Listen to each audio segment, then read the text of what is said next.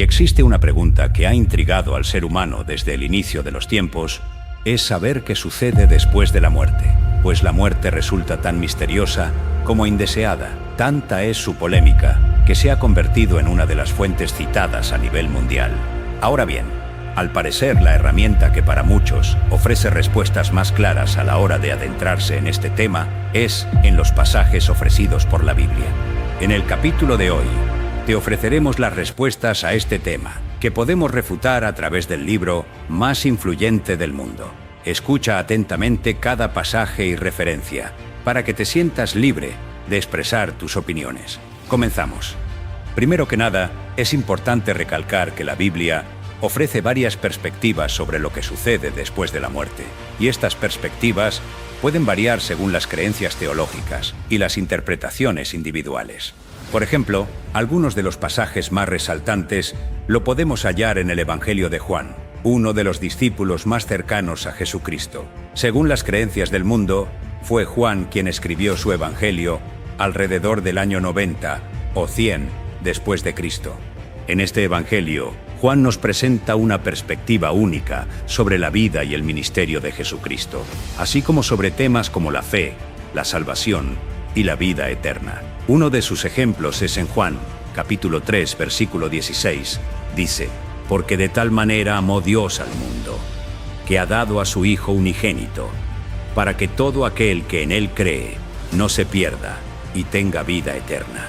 Sin embargo, hay que tomar en cuenta al pie de la letra las palabras de este pasaje, pues dice claramente que todo aquel que en Él cree tendrá vida eterna, dejando claro que si la fe no está depositada en las promesas de aquel que todo lo ha creado, no podrá disfrutar de aquel regalo que ha sido prometido al mundo. Se supone que la muerte de Jesús significa la redención humana del pecado y la muerte, purificando así al mundo para tener una nueva oportunidad a través de este sacrificio. Entonces, es tan grande el amor de Dios hacia su creación como para haber sacrificado a uno de los seres más importantes conocidos hoy día.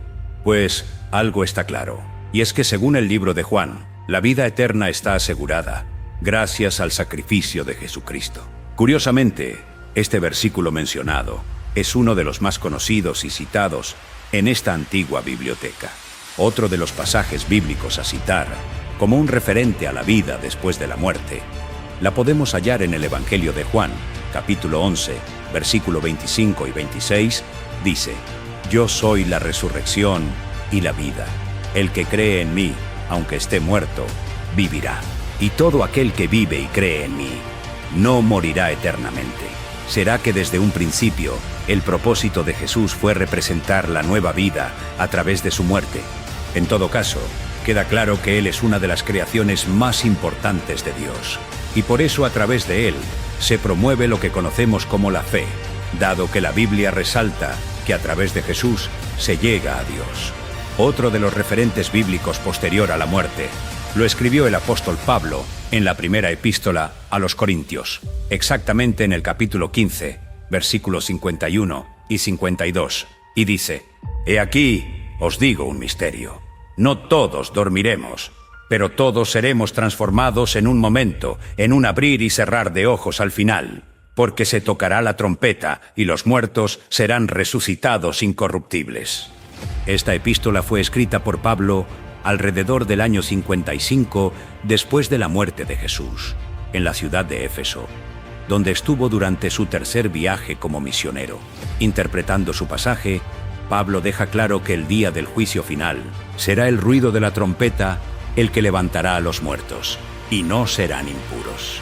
Durante el encarcelamiento del apóstol Pablo en Roma, alrededor del año 61 y 62, después de la muerte de Cristo, escribió la epístola de Filipenses, específicamente en el capítulo 1, versículo de 21 al 23. Dice: «Porque para mí el vivir es Cristo y el morir es ganancia.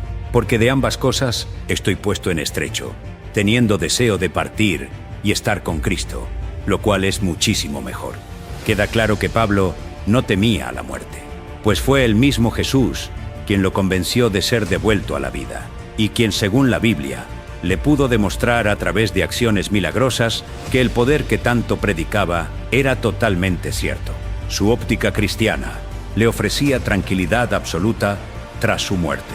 Por lo tanto, la predicación de su epístola reflejada en la Biblia puede ofrecer cierta tranquilidad a todo aquel que tenga su fe depositada en ella.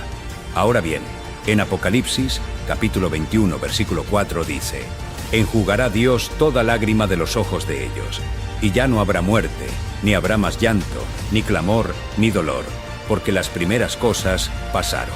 Este versículo fue escrito por el apóstol Juan cuando estaba desterrado en la isla de Patmos, en el año 95 y 96 después de la muerte de Jesús, durante el reinado del emperador romano Domiciano.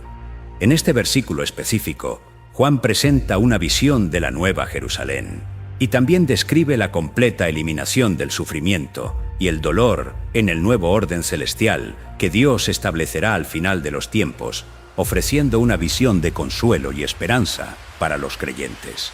Cabe destacar que la Biblia también menciona que la Nueva Jerusalén es conocida como la Nueva Tierra Prometida.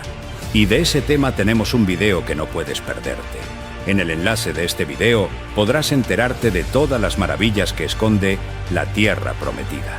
Entonces, ¿qué podemos concluir? Pues la Biblia está lejos de ofrecer falsas promesas en sus escrituras. Tan maravillosas suenan sus promesas que son el pináculo principal por el cual el mundo se aferra y le encuentra sentido a esta vida que conocemos. Sus referencias dejan claro que Jesús fue capaz de vencer la muerte, prometiendo la vida eterna.